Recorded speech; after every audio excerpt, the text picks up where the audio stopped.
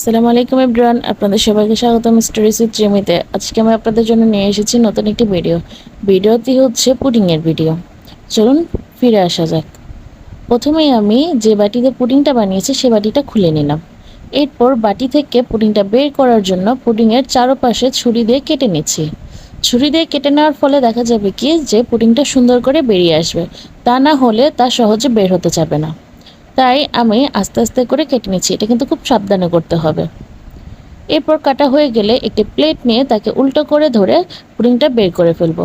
পুডিংটা বের করার সময় অবশ্যই সাবধানতা অবলম্বন করতে হবে, না হলে মাঝখান দিয়ে ভেঙে যেতে পারে। দেখুন আমি খুব সুন্দর করে পুডিংটা আস্তে করে ঝাঁকি দিয়ে বের করে নিয়েছি। এরপর বের করা হয়ে গেল, এরপর আমি কেটে নিলাম। কেটে আমি পুডিংটা খেয়ে নিলাম। ধন্যবাদ আপনাদের সবাইকে ভিডিওটা দেখার জন্য। অবশ্যই আপনারা কমেন্ট করে যাবেন কে কে পুডিং পছন্দ করেন। আসসালামু আলাইকুম।